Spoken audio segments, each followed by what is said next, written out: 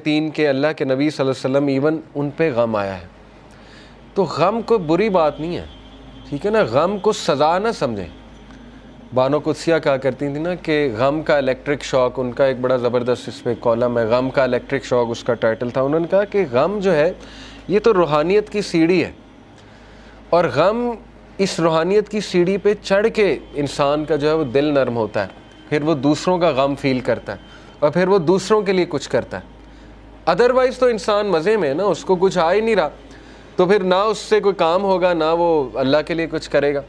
جیسے میں اکثر مثال دیتا ہوں, دیکھیں عمران خان صاحب کی والدہ کو غم, اگر وہ غم نہ آتا کینسر والا, تو شوکت خانم تو آج نہ ہوتا نا. کتنے لوگ مستفید ہو رہے ہیں شوکت خانم سے, تو ایک غم نے دیکھیں انہیں کیا کرنے پہ مجبور کر دیا. اسی طرح کئی لوگوں کی آپ سٹوریز پڑھیں گے کہ ایک غم نے ان کو پتہ نہیں کتنا بڑا جو ہے وہ عظیم ایک لیڈر بنا دیا, یا ایک بہت بڑا فلنتھروپسٹ بنا دیا, کیونکہ وہ اس غم سے گزرے تھے. تو اس لیے اللہ کے نبی صلی اللہ علیہ وسلم کو بھی غم آیا, نبیوں کو بھی غم آیا ہے.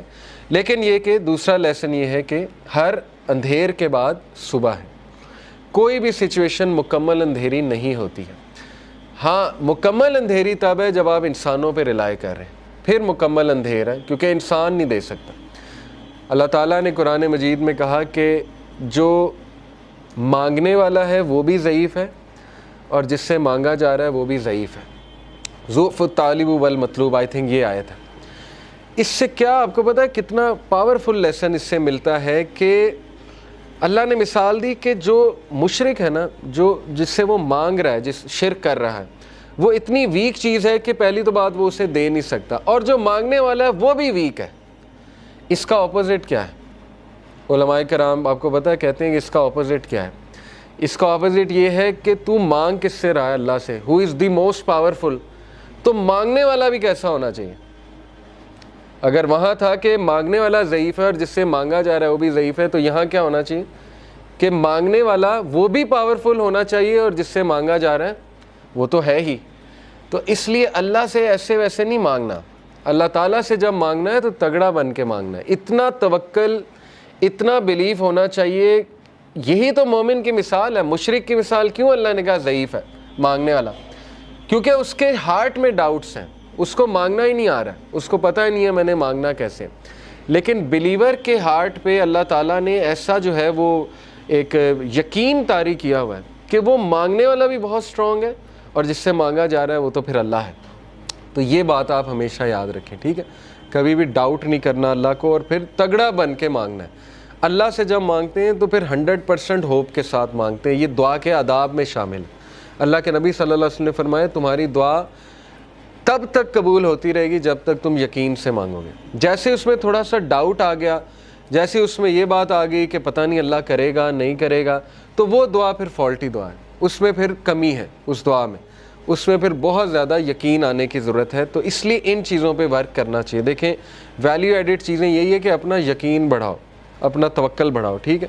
تو بہرحال یہ ہمارا دوسرا لیسن تھا کہ ہر اندھیر کے بعد جو ہے وہ روشنی آئے گی ہی آئے گی.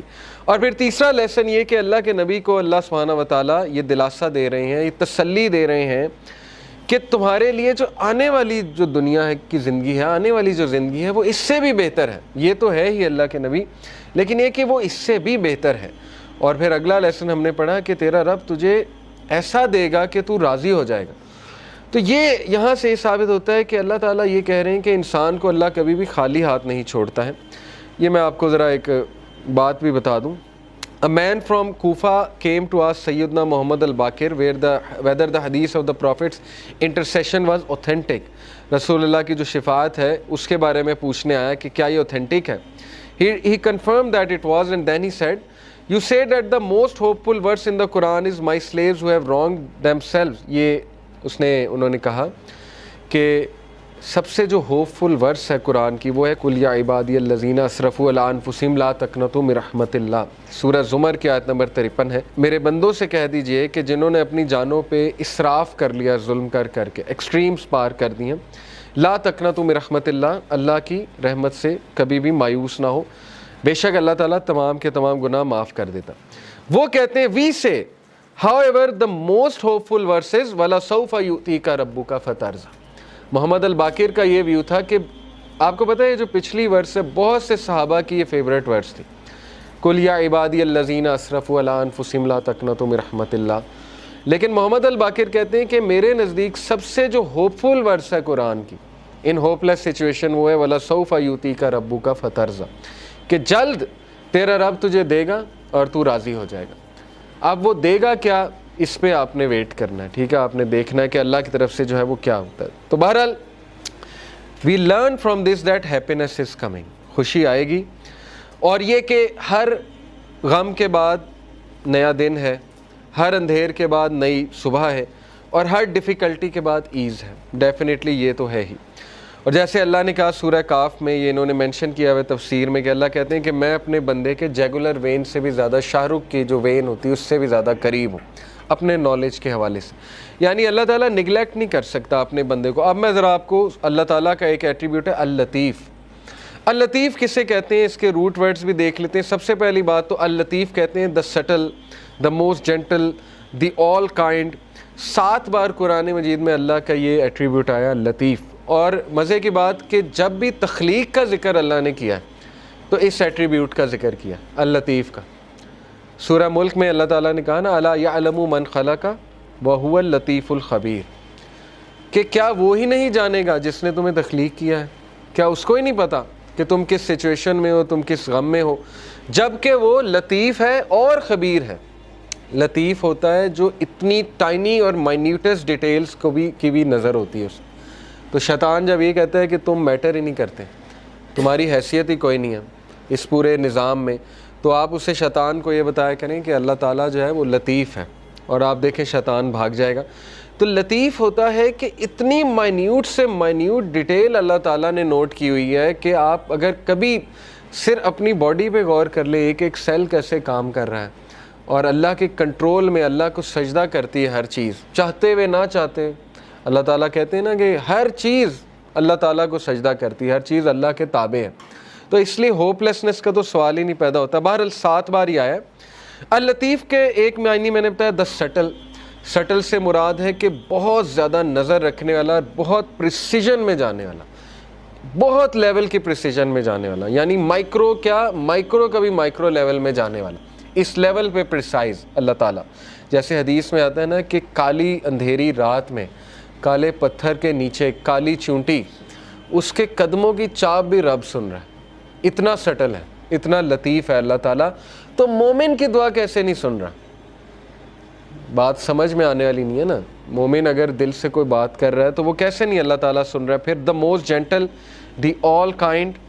پھر یہ کہ ایک میننگ اس کا یہ بھی بنتا ہے the one who disposes of our affairs in the most beneficial way without us even perceiving it. ایک معنی اس کا جو ہے وہ علماء نے یہ بیان کیا ہے کہ اللطیف وہ ذات ہے جو ہمارے معاملات کو اس طرح سے لے کر چلتا ہے ان دا موسٹ پریسائز مینر کہ انسان کو پتہ بھی نہیں لگتا کہ میرا معاملہ کس طرح سے اللہ لے کر جا رہا ہے اور کس عمدہ انداز سے وہ معاملہ جو ہے وہ حل ہو رہا ہے. He is al-Latif to his slave, being kind, gentle and merciful, and he is al-Latif of his slave. He is fully aware of your situation, your deeds, what is in your heart, your thoughts and your desires. ایک ایک چیز اللہ کو پتہ ہے، آپ کے دلوں کا حال، آپ کے اعمال، آپ کی کنڈیشن، آپ کی اسٹیٹ، آپ کے مسائل، آپ کے غم، کیا ہونے والا ہے آپ کے ساتھ یہ بھی پتہ ہے، وغیرہ وغیرہ. یہ ساری باتیں اس میں آتی. تو موسٹ کائنڈ، موسٹ سٹل اور موسٹ گریشیس، یہ چند ایک معنی ہے. لطیف کا جو روٹ ورڈ ہے وہ ظاہر ہے لام طوافہ لطافہ which points out to 4 main meanings. اب میں عربک لغت کے مطابق آپ کو لطیف کے 4 میننگز جو ہے وہ بتاتا ہوں. The first meaning is to be kind, gentle, mild, affectionate, soothing and to bestow with kindness. پہلے ورڈ کا تعلق کائنڈنس کے ساتھ ہے، جینٹلنس کے ساتھ ہے، ٹھیک ہے نا. ہم کہتے ہیں نا یہ لطیف ہے یہ شخص بڑا، تو اس سے مراد ہے کہ بہت جینٹل ہے، بہت زیادہ نرم ہے. تو ایک اس کا یہ ہے. The second main meaning is to be thin, delicate, refined, یعنی بہت مائنیوٹ ڈیٹیلز. تھن سے مراد ہے مائنیوٹ ڈیٹیل، ریفائنڈ سے مراد ہے minute detail. Third is to be subtle. Subtle سے مراد ہے بہت زیادہ باخبر، ٹھیک ہے نا. سٹل کو ویسے بھی جی سٹل سے مراد ہے بہت زیادہ باخبر. And to know the details of all the affairs. باخبر ہونا تمام کے تمام ڈیٹیل، ایک ایک ڈیٹیل کے بارے میں باخبر ہونا. اور چوتھا جو میننگ ہے it is to treat with regard for circumstances.